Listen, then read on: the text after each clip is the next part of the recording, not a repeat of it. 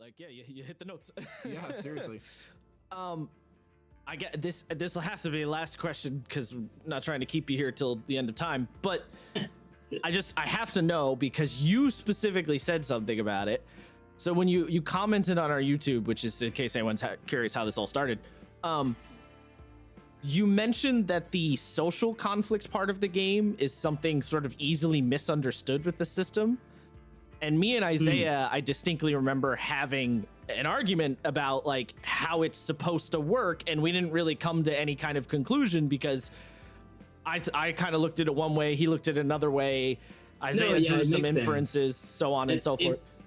It might be interesting to know that in the first, well, not really the first, but before Neat Games and I went, through the core book, and decided to change things, there was 18 pages of a sample conflict, and it was a social conflict.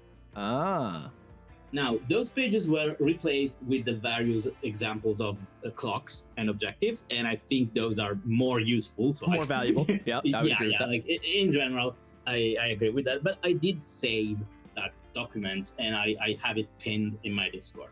So the intent is essentially, yes, objective action is the most important thing. We know it. It's how you advance that kind of situation. Yes, some classes will shine more than others. Like orators, they are basically the social conflict DPS. However, there's a couple of things to consider. One, you shouldn't really have, like, these shouldn't be scenes that are played out. I'm talking social, to convince someone that is your opponent in the conflict. These should be scenes in which two sides try to convince a third side that is outside the conflict, okay? Like us trying to prevent the queen from declaring war, meanwhile, her very suspicious advisor is doing the opposite. Okay? I see. Because you can't just have the push and pull between the two sides. So it doesn't work super well as like a PvP thing per se. You shouldn't absolutely no. Yeah. No, so it's more about we have a section for PvP, and it sort of comes down to, do you guys really want to do it? Really? Yeah. Are you sure you don't want to just agree to disagree? Yeah. No.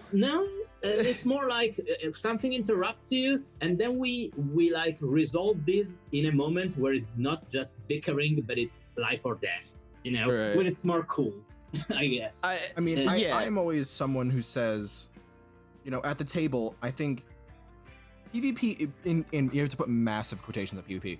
PvP is fine when it's fists, right? Like, you see this all the time in a Final Fantasy where characters will get into, like, friends will get into a fist fight because that's what friends do. Oh yeah, they argue all the time. And especially when it comes down to something like stopping genocide or overthrowing government, yeah, you're going to disagree. And if characters come to blows about it, it should always be a narrative thing where they're punching each other in the face, not drawing swords or anything like that. Yeah, not literally how your friends act. Although, I mean, unless if you're Sephiroth and Genesis, maybe they got something else going on. You have caused me to go on a tangent. We did have a PvP situation that was played out as a full combat conflict in our Techno Fantasy campaign, when the mutant, who was basically the biggest tank DPS in our group of 3 people, was mind controlled because she was recaptured by the company, and they unleashed her against us, and it was 2 rounds, and basically me and the other player had to plan our moves entirely in order to be able to beat her, because if she was able to reach a 3rd turn, we would be gone. Done. And the interesting thing here is that, who decided to play this out as a combat, and like who decided that she would be mind controlled? Us. The GM absolutely didn't want to do it. No. The GM was like, I don't know, folks. Here we see her being escorted inside the facility. You guys are like a mile back. She's strong. Like if you guys want to tell me that she manages to break free, or like what makes for a better story in the sense of the kind of story that we are playing out, which is very Final Fantasy VII Xenogears kind of grim. Well, there is one answer, and the answer is boss fight against your temporary non-party member. and we accepted that. We didn't think we would win. We thought we were probably going to surrender and all be captured by the company. But you know what? She has a counterattack build, and we only rolled odds. So the dice decided I had fabula points ready to turn my evens into odds by invoking bonds in order to not trigger her counterattacks, which would have destroyed me. But I didn't need to, because the dice, who have aesthetic sense, decided that we deserve to win this one. And that is a situation, when we are all agreeing that no matter how it goes, this is going to be cool and badass and dramatic. There I can see, using the swords. Right. Yeah, that makes sense. Yeah, otherwise, but you have to make it basically an episode of the show. Right. you know? It can't be, no, I disagree. I should have the 5 sword. No, I should have the 5 sword. No, that is not what you That's want. just a back and forth. Yeah. Exactly. But going back to the social conflict, objective action is definitely, the big deal. But there's quite a few things. For instance, remember that no matter how many actions you have, you can always interpose an objective action.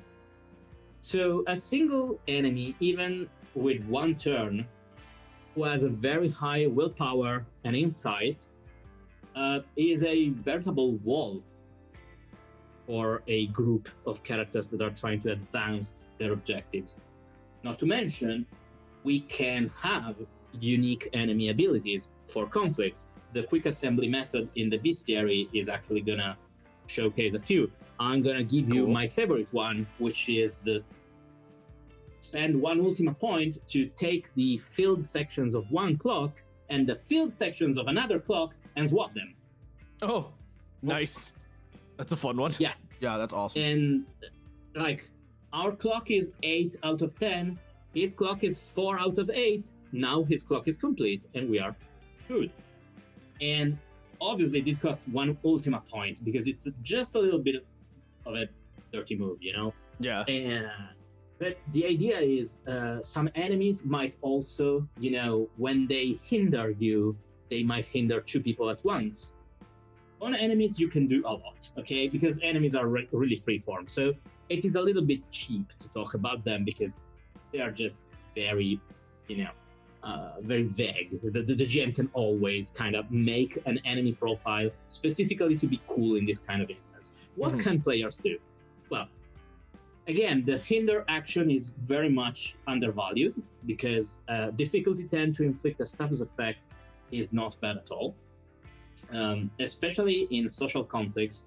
Social conflicts usually involve a lot of opposed checks, and debuffing is incredibly relevant in terms of your odds. Guarding is relevant because guarding gives you +2 on all opposed checks until your next turn. Right? So yeah, that makes sense. Again, remember, you can interpose freely. As long as you have something to say to counter, to a counterpoint of some kind, you can do it. And +2 is incredible in a game with 2 dice, where you have a curved distribution. Then we go into other stuff. Should you be able to use spells? Well, spells are always visible, so it might look like you're cheating. Can you use chants from a chanter? Well, you know what? Those are also very magical, but I don't think people would have a problem.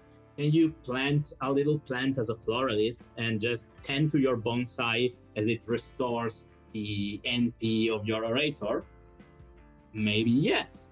I mean, I'm not against that stuff. It may depend on the context. Like if you are at a rigid court with very firm etiquette, is Then one probably thing. not. But maybe instead we are playing out a conflict that is several days of a trial, and so the actions are basically self-isolated scenes and stuff like that. They don't have a rigid time limit conflict, so you can, expand or compress as you wish. And then we have abilities that maybe don't read like they could be useful, but they are. So, for instance, Fury, provoke, enraged on someone who is about to talk. That is not a good place to be. And they also have to focus their attention on you. Yes, they have to include you with attacks and spells, but they also have rules to focus their attention on you, which means they will probably make some faux pas and go after you when instead they might have something better to do in the conversation. Fury also has Indomitable Spirit, which is quite good because when they spend Fabula Point, they can cleanse from status effects, and during social situations, this is pretty useful.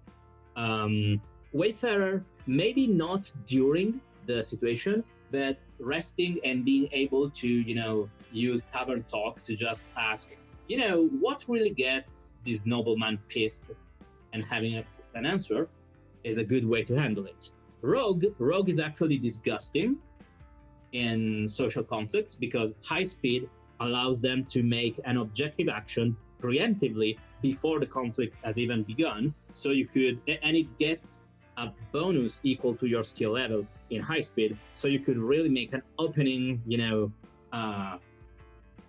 defamation, I guess. Right. And just maybe fill 2 or 3 sections of a clock. There are classes that struggle more, definitely. I would say Weapon Master and Sharpshooter are not good talkers. Remember, you have other 2 class slots. Right, of course. Yeah. But you know what? I have to tell you, during chases, those 2 are incredible because Bone Crusher and Warning Shot just distribute status effects constantly. And yes, it's an attack, but an attack in Fabula Ultima can also be throwing your dagger at the feet of the guy and just be, don't move, so that you slow them, you hit him with the Arnold Schwarzenegger stick around. Yeah, I mean, and also Bone Crusher and stuff like that, they don't do damage if you choose to go that way. So it's even, in line with the mechanic. In a social context, I tell you, I would not be angry if an enemy has the ability to spend mind points to improve their odds on clocks. I would not be mad at a weapon master just going there, grabbing them by the neck and just throwing them on the ground and that's a Bone Crusher to drain MP. I would not sure. be.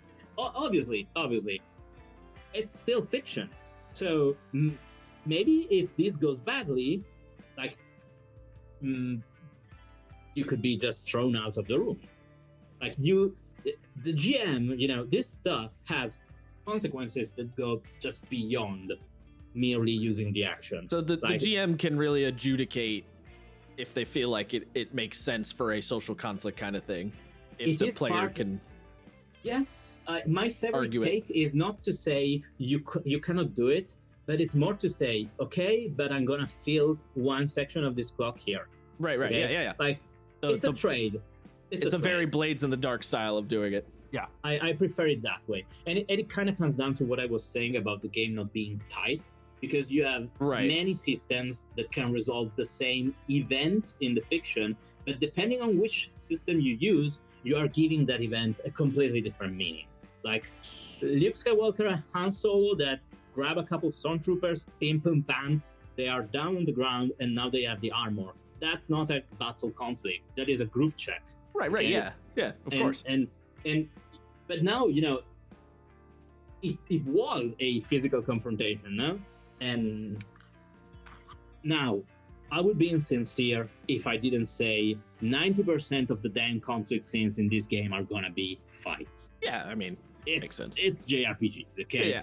And like, we do want that stuff, but I urge you to, you know, look at the classes and think what skills could, you know, bend in order to go and be a different thing.